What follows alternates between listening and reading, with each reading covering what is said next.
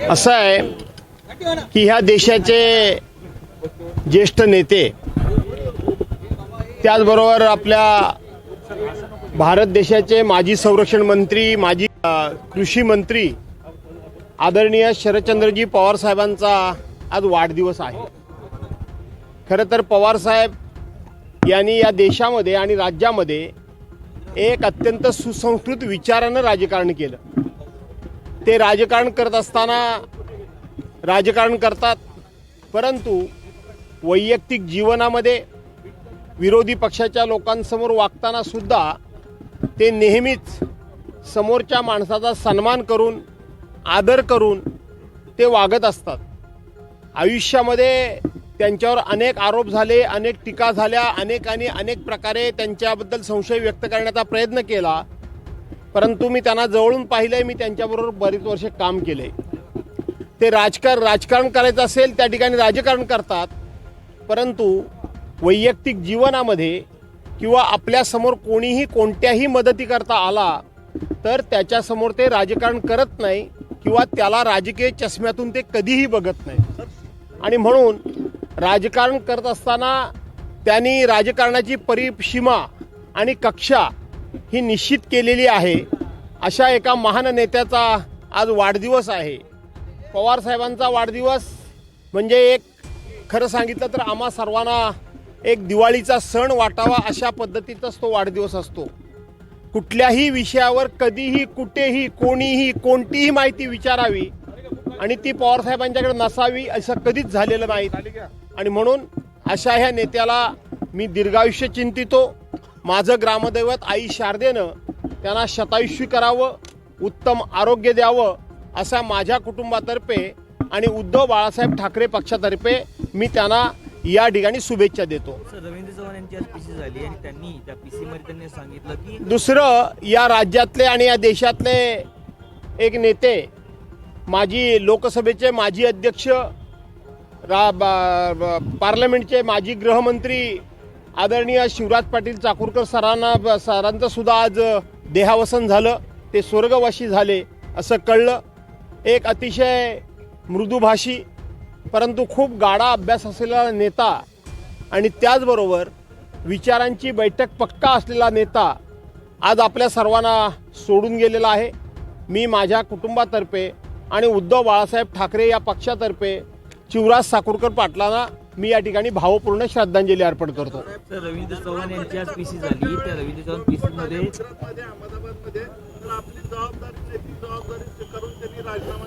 असं आहे, ही गोष्ट खरी आहे. तुमचा प्रश्न खरा आहे की 26/11/2008 साली ज्या वेळेला मुंबईमध्ये बॉम्बस्फोट झाले आणि ज्या वेळेला ताज हॉटेलवर हल्ला झाला, जो कसाब म्हणून जिवंत पकडला गेला, त्यावेळेला दिवसभरामध्ये शिवराज पाटील चाकूरकर यांनी 3 वेळा कपडे बदलले. अशा प्रकारचा आरोप आजचे जे सत्ताधीश आहेत, भारतीय जनता पार्टी विशेष, या लोकांनी त्यांच्यावर आरोप केले होते. परंतु ते त्याच दिवशी त्यांनी कपडे बदलले होते असं नाही, तर त्यांची नेहमीचीच ती कपडे बदलण्याची एक पद्धत होती. पण आज मात्र त्या ठिकाणी पुलवामामध्ये हल्ला होऊ द्या, उरीमध्ये हल्ला होऊ द्या, नाही तर आणखीन कुठे होऊ द्या, दिवसाला 4-4 वेळा कपडे बदलणाऱ्या नेत्यांबद्दल आज प्रत्येकाला खूप मोठा अभिमान वाटतो. पण त्यावेळेला या कपडे बदलण्यावरून खूप मोठं रान उठवलं होतं आणि त्यानंतर एकदा शिवराज पाटील चाकूरकर साहेबांची आणि माझी भेट झाली होती. त्या भेटीमध्ये हा विषय निघाल्यानंतर त्यांच्या मनाला किती वेदना झाल्या होत्या, ते किती व्यथित झाले होते, हे मी स्वतःहून त्यांच्या बोलण्यातून अनुभवलेलं आहे.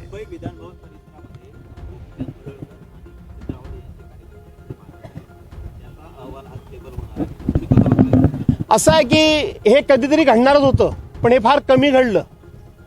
ज्या पद्धतीनं विधिमंडळाच्या अधिवेशनाच्या कालावधीमध्ये मुंबई विधानभवन असेल तर तुमचं नागपूर विधानभवन असेल, ज्या पद्धतीने ही गर्दी उसळते, इकडं तर म्हणायचं आम्ही पास देत नाही, इकडं तर म्हणायचं आम्ही लिमिटेड पास देतो, आणि दुसऱ्या बाजूला ही प्रचंड गर्दी बघितल्यानंतर हे लोक आतमध्ये येतात कसे, कुठून आत येतात, कोणाच्या सौजन्याने येतात, कोणाच्या पाठीमागं बसून येतात.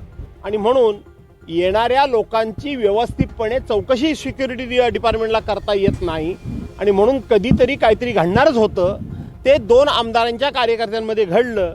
मी तो अहवाल टेबल होणार असेल तर आनंद आहे, काय असेल ते मला माहीत आहे, सगळं गुळगुळीत मुळमुळीतच असेल, पण किमान त्या घटनेतून काहीतरी सरकारनं, राज्यकर्त्यानं आणि विधिमंडळानं धडा घेण्यासारखा घेतला तर आनंद वाटेल. सर यालाच करून प्रश्न असा आहे की अनेक लोक जे आहेत, अनेक आमदार जे आहेत ते आपल्याबरोबर 2-3 कार्यकर्ते अनधिकृतपणे आतमध्ये घेऊन येतात. इथं त्या समोरच्या सगळ्या सिक्युरिटी लोकांनी त्यांना अडवण्यात देखील येतं, परंतु आमदारांकडनं दमदाटी करून मला माहीत नाही की आमदारांबरोबर 2-2, 3-3 कार्यकर्ते येतात. आमदार असेल, मंत्री असेल, स्वतः अधिकारी असतील, सगळ्यांना नियम जर कठोरपणे लावला तर शेवटी कोणतरी 2 नि 3 लोक अशीच आणण्याचं धाडस करणार नाहीत. परंतु प्रत्येक माणूस बघून, त्याचा चेहरा बघून आणि त्याचं राजकीय पाठीमागचं बॅनर बघून तुम्ही जर त्यांना मदत करत असाल तर शेवटी अधिकार, हक्क हे सर्वांना समानच आहेत. आणि म्हणून एखाद्याला जर तुम्ही फेवर केलं तर मला का करत नाही हा प्रश्न विचारण्याची संधीच देता कामा नये, हे माझं म्हणणं आहे. 5 जणांना दिलं जातं, 5 जणांना दिलं. हैदराबाद गजेट ज्यानुसार मराठवाड्यात फक्त 58 लोकांना कुणबी ओबीसी प्रमाणपत्र मिळाले. मला त्याची नक्की त्याची माहिती मला नाही, पण मी एवढंच सांगतो की सगळ्या समाजाला फसवण्याचं काम आणि उत्तम तंत्र विद्यमान महाराष्ट्र राज्यातल्या राज्यकर्त्यांना मिळालेलं आहे. अगदी धनगर समाजापासून तर प्रत्येक समाजापर्यंत कशा पद्धतीने हे लोक फसवू शकतात आणि कशा पद्धतीनं लोकांना हिप्नॉटिझ करून निवडणुकीच्या तोंडावर मतं मिळवतात हे आपल्याला आता कळलेलं आहे. पण जोपर्यंत जनता शहाणी होत नाही, जोपर्यंत जनतेच्या हे लक्षात येत नाही, जोपर्यंत जनतेचे डोळे उघडत नाही, तोपर्यंत हे असे खेळकडून करतच राहणार. येणाऱ्या निवडणुकीमध्ये सेना भाजपा ह्याची युती झालेली आहे. प्रत्येक निवडणुकीत सेना भाजप युतीने लढणार. रवींद्र चव्हाणांनी असं आहे, त्यांची युती हो अगर न हो, पण मी एवढंच सांगतो, मी जे बघितलं तेवढं सांगतो की एकनाथराव शिंदेची भाजपाला गरज कुठे आहे? तिथं ते भाजपावाले एकनाथराव शिंदेबरोबर युती करतायत. सरसकट युती झालेली नाही. नुकत्याच झालेल्या विधान परिषद आणि नगरपालिकेच्या निवडणुकीमध्ये विदर्भातला अहवाल घ्या. या अहवालामध्ये तुम्हाला स्पष्ट दिसेल की विदर्भामध्ये भारतीय जनता पार्टीची ताकद असल्यामुळं त्यांनी एकनाथ शिंदेना सर्रास कुठेही जवळ घेतलेलं नाही. त्याचबरोबर अजितदादा पवार गट बघा, माझ्याच कोकणामध्ये राष्ट्रवादी म्हणून अजित पवार गटाला युतीमध्ये एकही जागा दिलेली नाही. ज्या कोकणामध्ये त्यांचे खासदार आहेत त्या स्वतः सुनील तटकरे, त्या म्हणजे अजितदादा पवार पक्षाचे राज्याचे अध्यक्ष आहेत, त्या खासदारांच्या मतदारसंघामध्ये ज्या नगरपालिकेच्या नगर परिषदेच्या निवडणुका झाल्या तिथं सुद्धा त्यांना एकही जागा शिवसेना भाजपाने दिलेली नाही. त्यामुळं हा मित्र सुद्धा मगापासून मला तेच सारखं विचारतोय. मला माहित आहे की जिथं लोकांची गरज आहे, भारतीय जनता पार्टीची गरज असेल तिथं फक्त मित्रांना जवळ करायचं, वापरून घ्यायचं आणि सोडायचं. त्यामुळं असं कोणी काय असं सुकावून जाण्याची गरज नाही की युती झाली नाही ते आम्हाला कायम बरोबर ठेवतील, काही ठेवणार नाहीत. शेतकऱ्यांचा एक मुद्दा आहे सर, नाफेड केंद्रांवरती शेतकऱ्यांचं सोयाबीन परंतु राष्ट्रवादी बद्दल सस्पेंड ठेवलेला आहे. नवाब मलिकांचा मुद्दा उपस्थित समोर केला येतो. नवाब मलिकांबद्दल भूमिका स्पष्ट करा, तरच मग आपण महापालिका निवडणूक असं कोण म्हणतं? भाजपची काय म्हणतात?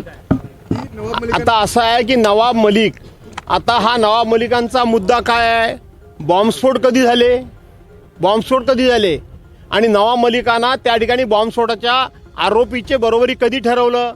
खरं तर अनिल देशमुख जे राज्याचे गृहमंत्री आहेत ते आणि नवाब मलिक यांच्यावर प्रचंड अन्याय या सत्ताधाऱ्यांनी केला.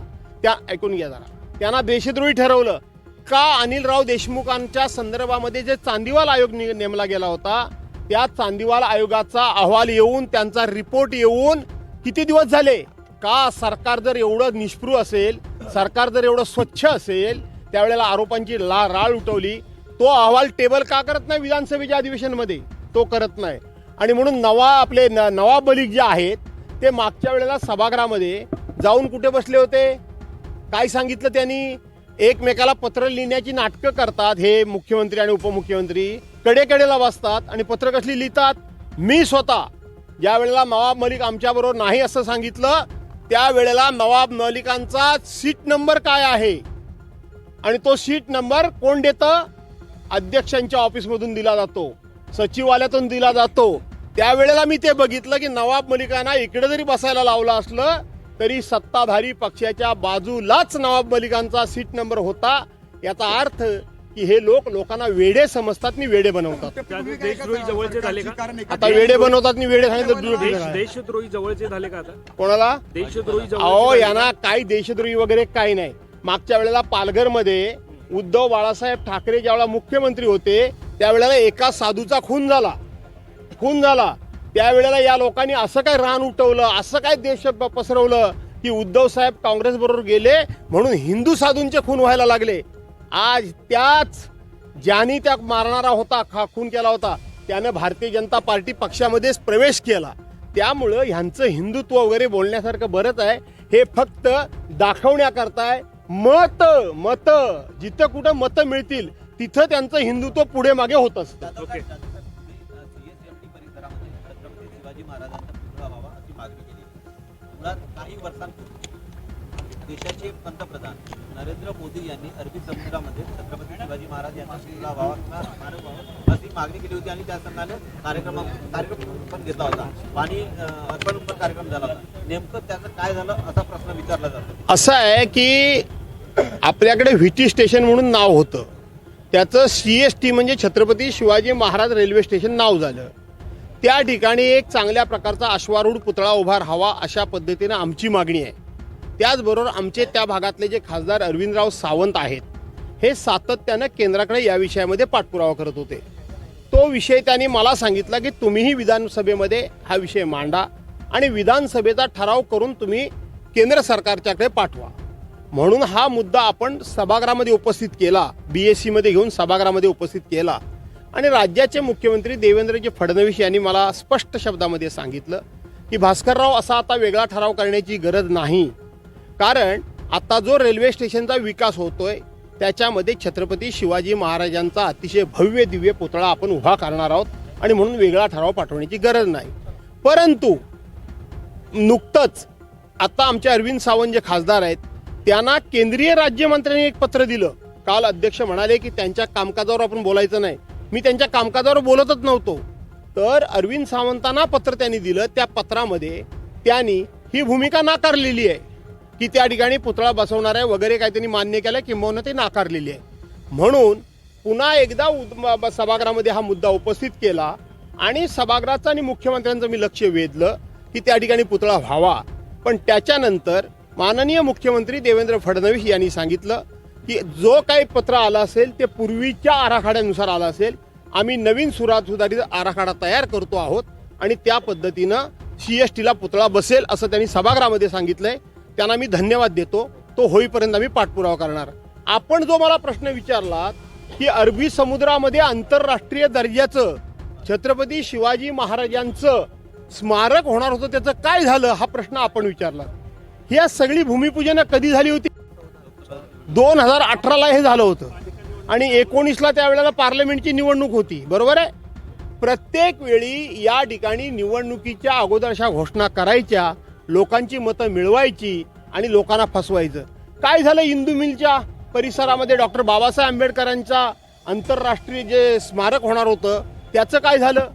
जो मालवणला छत्रपती शिवाजी महाराजांचा पुतळा उभा राहिला तो निवडणुकीच्या अगोदरच त्या ठिकाणी पंतप्रधानांच्या हस्ते उद्घाटन झालं. 6 महिन्यामध्ये तो कोसळला. आणि म्हणून ही सगळी आश्वासनं जी आहेत ती निवडणुकीकरता दिली जातात, निवडणुका केल्या जातात, लोकांची मतं घेतली जातात आणि नंतर आश्वासनं ही कुठे जातात याचा विचार करण्याची सरकारला आता गरजच राहिलेली नाही.